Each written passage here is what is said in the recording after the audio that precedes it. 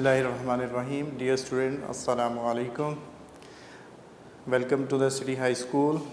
और आज के 9th क्लास के कंप्यूटर साइंस के लेक्चर में हम आज पढ़ेंगे फ़्लो चार्ट्स। ये हमारा टॉपिक चल रहा था, जिसके अंदर हमने इसकी डेफिनेशन और इसके जो 2-3 और टॉपिक थे वो थे 1.2.1 से लेकर 1.2.4 तक।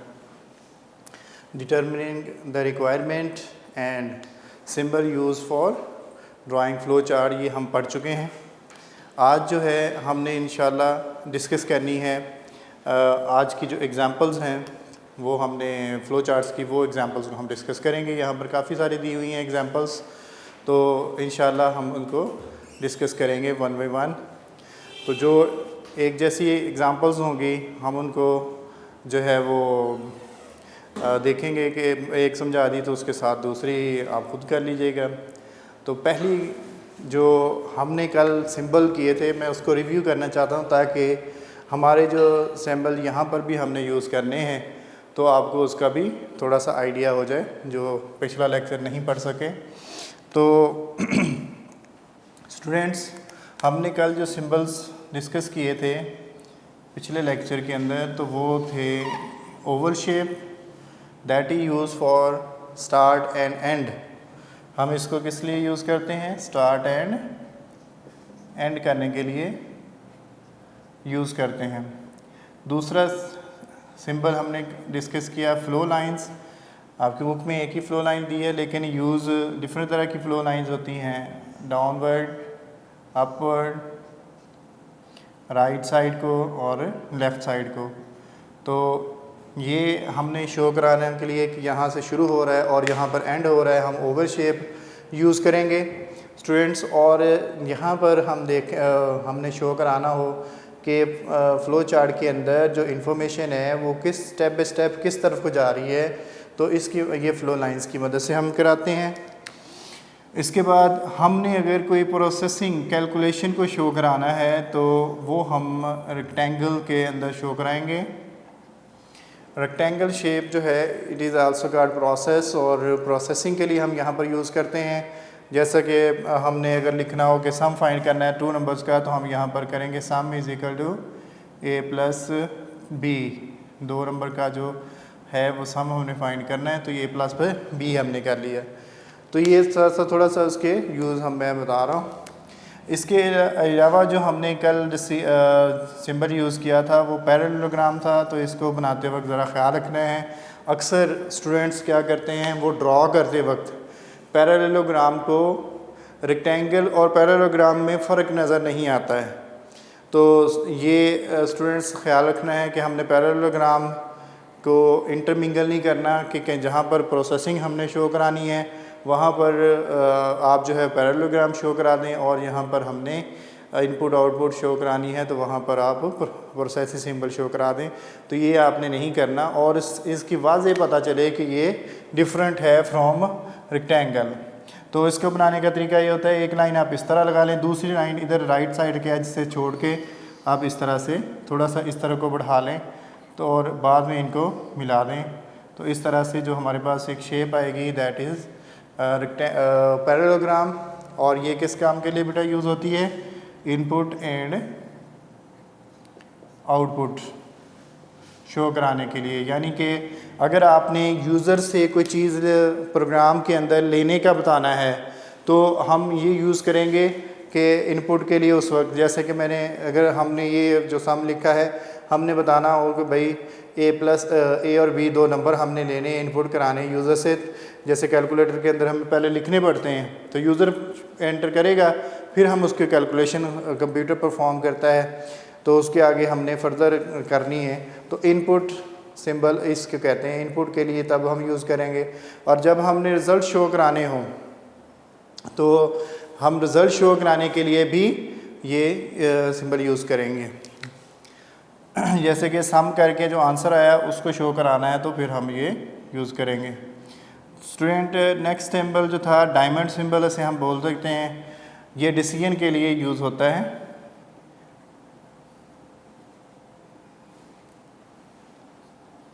It is use for decision making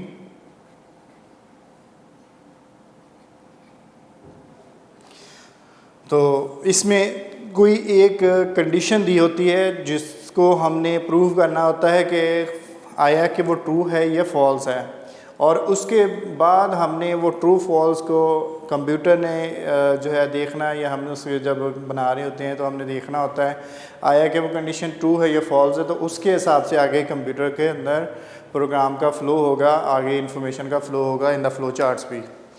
तो ये हमने सिंबल्स यूज़ किए थे, और एक क्लास पर हमारा अगर पेज छोटा हो जाता है, हम उसे दूसरे पेज पर लेके जाना चाहते हैं उनके पार्ट्स को, तो हम ये जो है वो सिंबल यूज़ करेंगे, स्मॉल सर्कल्स लगा लेते हैं। तो इसको हम कहते हैं कनेक्टर।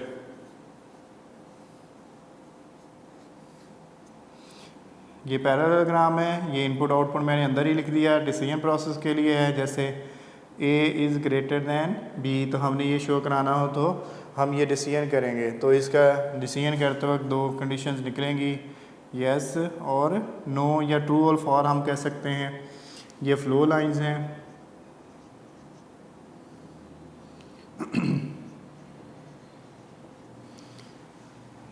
प्रोसेस, तो स्टूडेंट्स ये हमारे सिंबल यूज़ होने हैं, ये हमने कल डिस्कस कर लिए थे, लेकिन आपके फर्दर जो आज ही लेक्चर पढ़ रहे हैं तो उनको भी प्रॉपर समझ आ जाएगी हम जब ये सॉल्व करेंगे। तो हम पहली एग्जांपल लेते हैं। एग्जांपल नंबर 1 हम जो सॉल्व करेंगे यहाँ पर वो है to convert draw flow chart to convert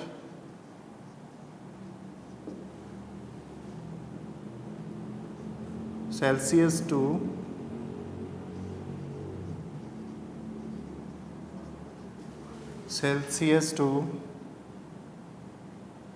Fahrenheit temperature।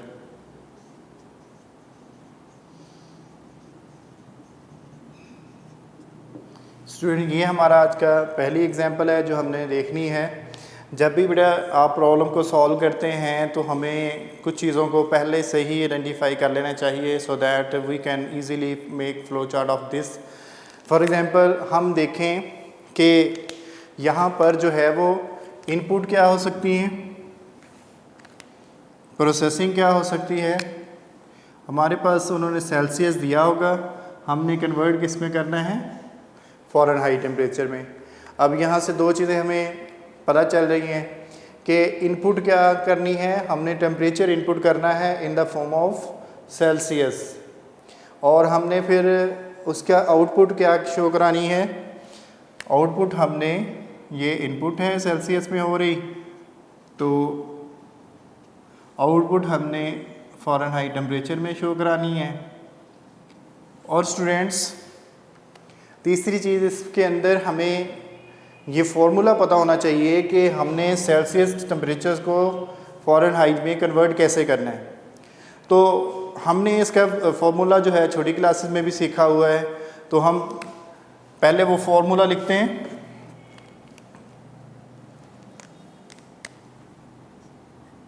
जो सेल्सियस से कन्वर्ट करेगा इनटू फ़ारेनहाइट, तो हमने वहाँ पर शॉर्ट फॉर्म में लिखा है एफ मीन फ़ारेनहाइट टेम्परेचर, तो 9/5C + 32, ये हमारा जो है वो फार्मूला है। लॉजिक भी हम इसको कह सकते हैं जो कि इसमें यूज़ होनी है। तो ये भी आइडेंटिफाई हमारे पास हो गई। तो हम अब इसका ड्रा करते हैं। तो ड्रॉ करने के लिए आपने सबसे पहले आंखें बंद करके हमने पैरेललोग्राम ओवल शेप बना देनी है।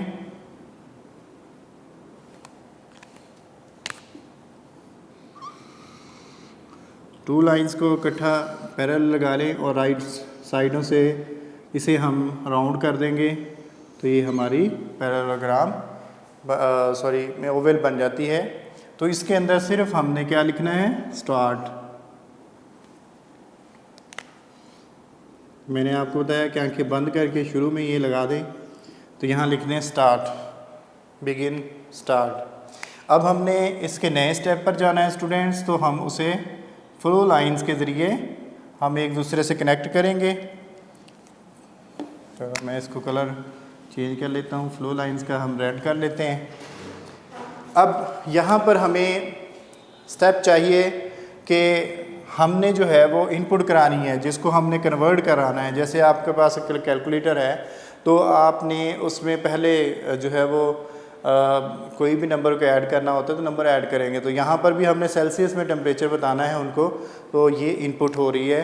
तो इनपुट करने के लिए हमारे पास कौन सा सिंबल है, पैरेललोग्राम। जैसा कि मैंने पहले बताया, आप इसको एक लाइन लगाएं और राइट साइड से थोड़ी सी जगह छोड़कर हम उसमें नीचे उसके लाइन लगा दें, आगे बढ़ा के उतनी ही। तो इसके अंदर पहले लिख लें, फिर उसको अगर हमें कम या ज़्यादा करना पड़ता है तो हम इसको कर लेंगे। तो यहाँ पर क्या करना है, हमने इनपुट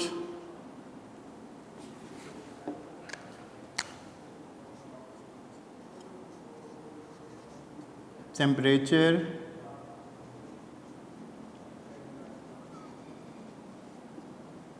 किस में हमने पुट कराना था, इन सेल्सियस, ये सेंटीग्रेड भी हम लिख सकते हैं, इन सेल्सियस। अब देखो यहाँ पर ये थोड़ी सी राइटिंग मेरी आगे तक गई, तो मैंने इसको अब बढ़ा लेना है और नीचे से ही बढ़ा लेंगे। यहाँ पर हम इसको शेप दे देंगे। अब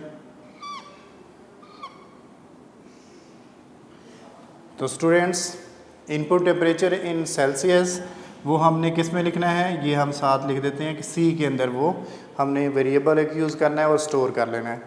तो ये अब एक स्टेप हो गया इनपुट वाला। अब हमने इसके नेक्स्ट स्टेप पर जाना है। तो नेक्स्ट स्टेप हमारा प्रोसेसिंग है। तो आमतौर पर यही सीक्वेंस होता है कि जब भी हम फ्लो चार्ट बनाते हैं तो हम पहले इनपुट कराते हैं, फिर प्रोसेसिंग, और आमतौर पर लास्ट पर जो है आउटपुट शो कराते हैं और फिर एंड हो जाता है। तो स्टूडेंट, अब हमने प्रोसेसिंग शो करानी है। प्रोसेसिंग में हमने ये फार्मूला लिखा हुआ है जो कि यूज़ करना है, और फार्मूला लिखना है तो फिर इसके लिए हमें सिंबल जो है वो यूज़ करना पड़ेगा। कैलकुलेशन हो रही है यहाँ पर, तो हम इसमें यूज़ करेंगे रेक्टेंगल, जो कि प्रोसेसिंग सिंबल के तौर पे यूज़ होती है। तो स्टूडेंट, यहाँ पर हम फ़ारेनहाइट का फार्मूला लिख देंगे। एफ भी अकेला लिख सकते होते हैं, पूरा भी लिख सकते हैं, बुक में आपको पूरा लिखा है, लेकिन मैं यहाँ पर टाइम सेविंग और जगह की बचत करने के लिए मैं एफ़ लिख रहा हूँ। एफ़ मीन फ़ारेनहाइट में टेम्परेचर। हम एफ़ जो है एक वेरिएबल यूज़ कर रहे हैं जिसको ये प्रोसेसिंग सिंबल असाइन करेगा वैल्यू जो हमने इक्वल्स के राइट साइड पर लिखी हुई है। जैसा कि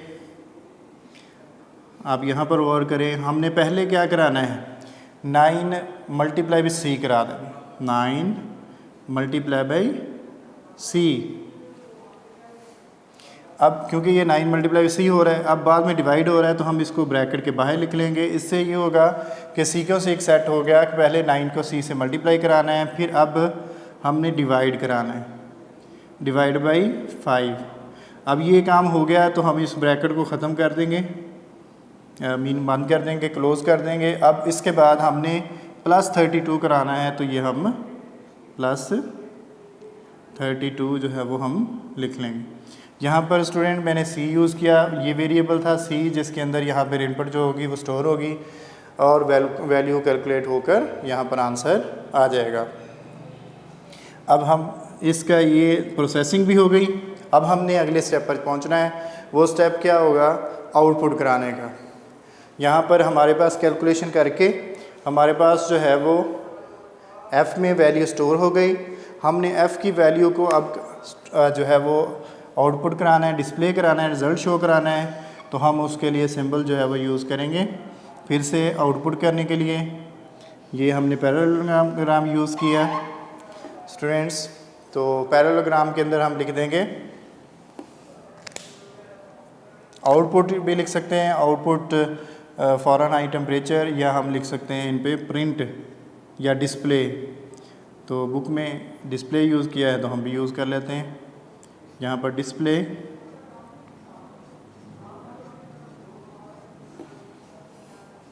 टेम्परेचर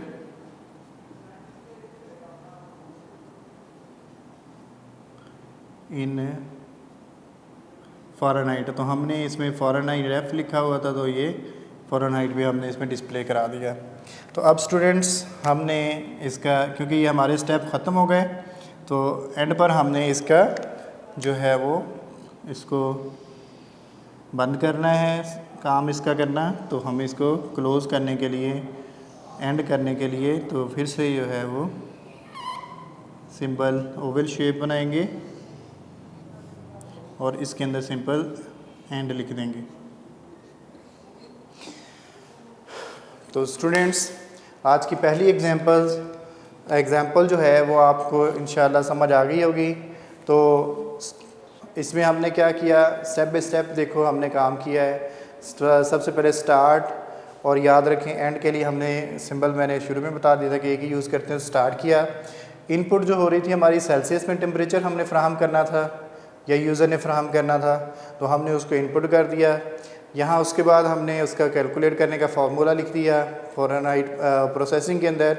इस स्टेप में वो कैलकुलेट कर लेगा और जो आंसर है वो एफ़ में स्टोर हो जाएगा वेरिएबल में, और आगे डिस्प्ले कराते वक्त वो एफ़ में जो आंसर होगा वो शो करा देगा, डिस्प्ले करा देगा, और आगे हमारा एंड हो जाएगा। तो ये बेटा देखो आपके बुक के हिसाब से बिल्कुल जो है वो वर्डिंग सेम होना ज़रूरी नहीं है, अपनी वर्डिंग थोड़ी बहुत यूज़ कर सकते हैं, लेकिन एक्यूरेट होनी चाहिए। तो जो अब पहले आपका जो इस टाइप का जो हमारा फ़्लो चार्ट है, पहली टाइप के फ़्लो चार्ट के तरह के आपके पहले 6 जो फ़्लो चार्ट्स हैं वो इसी सेम टाइप के हैं, जिसमें पहले इनपुट होती है, स्टार्ट कर लेना है अपने, इनपुट होती है, फार्मूला लिखना होता है, डिस्प्ले कराना है और एंड हो जाएगा। ठीक है, उसमें आपने देखा 5 नंबर्स को ऐड कराने का एक होगा, तो 5 नंबर को ऐड कराने के लिए आपने इनपुट 5 नंबर्स, उसमें कैलकुलेट करने के लिए सम करने के लिए sum is equal to a + b + c + d और e। इसके बाद हमने सम के अंदर जो आंसर किया होगा वो डिस्प्ले करा देंगे इन टेम्परेचर इन फ़ारेनहाइट, यहाँ इसकी जगह पर वो आ जाएगा डिस्प्ले सम, और यहाँ एंड हो जाएगा। तो इस तरह से पहले स्टूडेंट जो 6 आपके दिए हुए हैं आप बाकी बुक से देखेंगे और इंशाल्लाह वो आपको इसकी मदद से समझ आ जाएंगे कि उसमें पहले स्टार्ट करना होता है, फिर इनपुट होती है, फिर प्रोसेसिंग, फिर डिस्प्ले होता है और उसके एंड पर एंड होता है। तो ये आपका पहले 1 to 6 जो है वो हो गया। अब स्टूडेंट इसमें मैंने ये सिंपल जो है डिसीजन मेकिंग का यूज़ नहीं किया। तो अगर आपकी जो दूसरी टाइप है फ़्लो चार्ट्स की, वो ये है कि इसके अंदर हमने जो फ़्लो चार्ट ऐसा बनाना है कि जिसके अंदर हमने डिसीजन मेकिंग करवानी है, कि डिसीजन मेकिंग होगी और उसमें डायमंड सिंबल भी यूज़ होगा। तो इसको हम कंडीशनल फ़्लो इन फ़्लो चार्ट्स हम कहेंगे। तो ये आपका कंडीशनल, आगे उन्होंने एक हेडिंग दी हुई है कंडीशनल फ़्लो इन फ़्लो चार्ट्स। तो कंडीशनल फ़्लो जो है यानी कि किसी कंडीशन पर डिपेंड करते हुए फ़्लो आगे डिटरमिन करना, ये हमने अब जो है वो नेक्स्ट हमने इंशाल्लाह इसका फ़्लो चार्ट सीखते हैं। तो फ़्लो चार्ट जो है वो है दूसरा फ़्लो चार्ट आज का हम कर रहे हैं,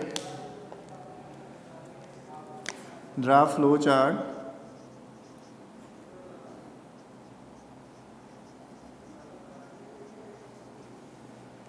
Draw flow chart to find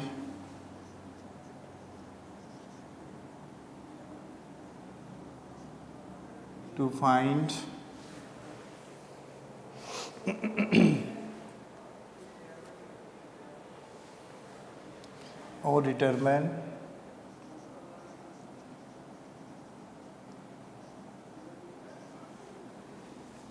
that the given number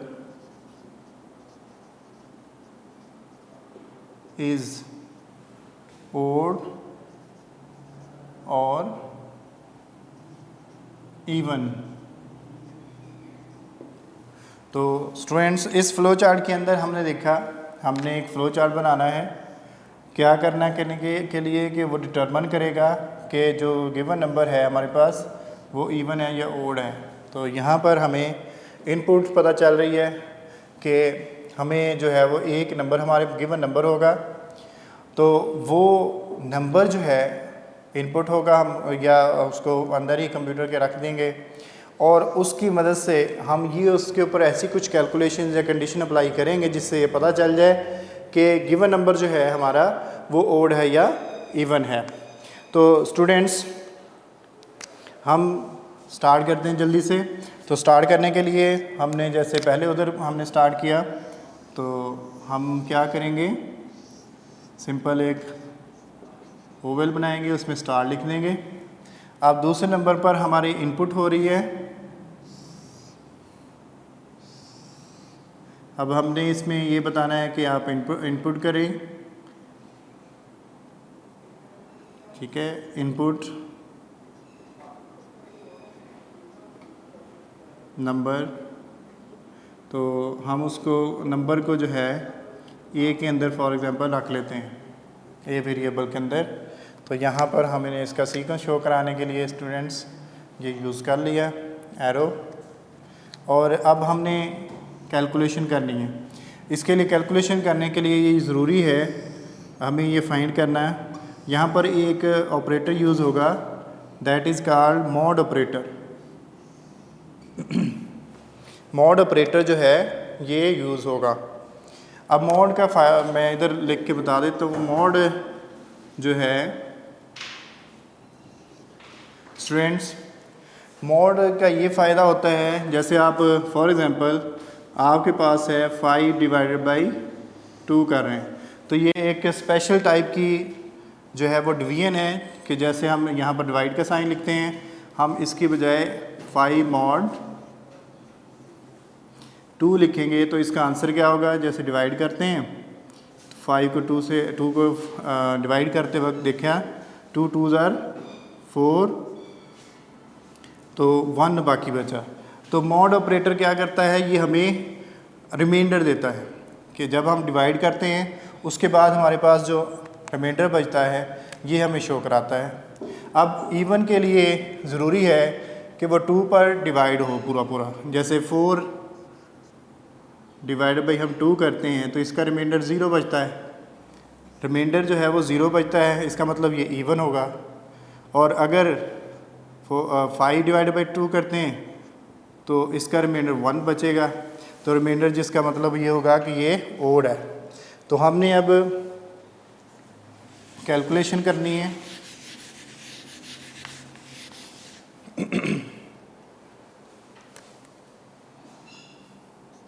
यहाँ पर हम REM लिख लेंगे। REM is equal to A divided by A mod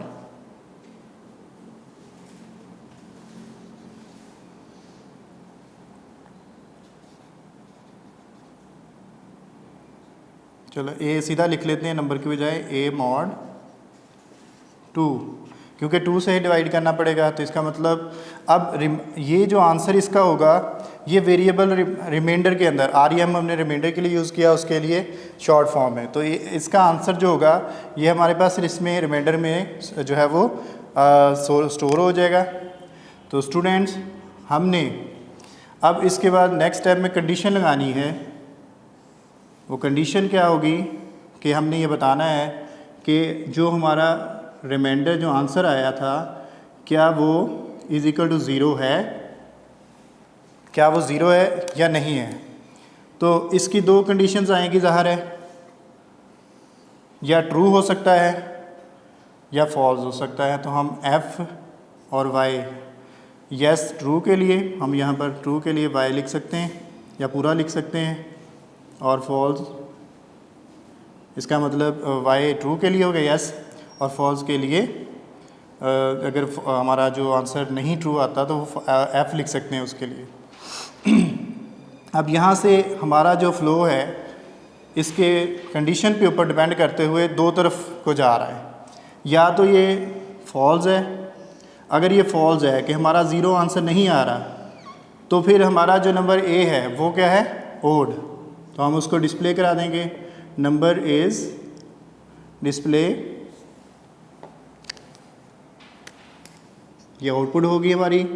तो डिस्प्ले नंबर इज़ ओड, और अगर ये यस है, ट्रू है, ज़ीरो के बराबर है, तो फिर ये ज़ाहिर है कि इवन नंबर होगा। तो डिस्प्ले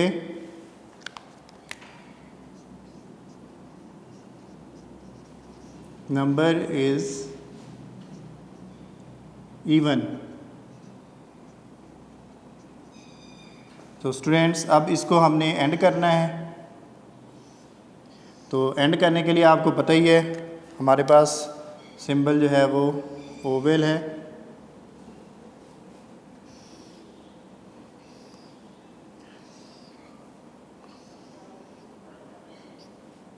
तो ओवल में हमने इसमें करके एंड कर दिया। तो स्टूडेंट्स आपने देखा यहाँ पर कि कंडीशनल, जब हम कोई कंडीशन इज़ भी लिख सकते हैं, जी सिंपल लिखेंगे रैम इज इक्वल टू, ये कंडीशन से हमें पता चल जाएगा कि क्या ये कंडीशन जो है वो पूरी हो रही है या नहीं है। अगर तो पूरी हो रही है तो ठीक है, उसके हिसाब से कि आपको कहीं आगे वो भेजेगा प्रोग्राम। अगर नहीं पूरी हो रही तो उसके हिसाब से भी आपको आगे या भेजेगा। तो स्टूडेंट्स आज का लेक्चर दो चीज़ों पे हम इसको क्लोज़ करते हैं कि हमने देखा कि फ़्लो चार्ट सिंपल जिसमें सिर्फ इनपुट, प्रोसेसिंग एंड आउटपुट हो रही है, तो वो किस तरह से वर्क कर रहा है, और जो ऐसा जिसमें कंडीशन दी हुई है वो कैसे वर्क कर रहा है। तो उम्मीद है आपको समझ आई होगी। तो सिटी हाई स्कूल से मुझे दीजिए आज के लिए इजाज़त। तो ये आपने 1 to 6 जो फ़्लो चार्ट हैं, ये इसकी आपने एग्ज़ाम्पल में दिए हुए बुक में, तो आपने इसकी प्रैक्टिस करनी है अच्छी तरह से। और इन तब नेक्स्ट लेक्चर तक के लिए अल्लाह हाफिज़, अपना ख्याल।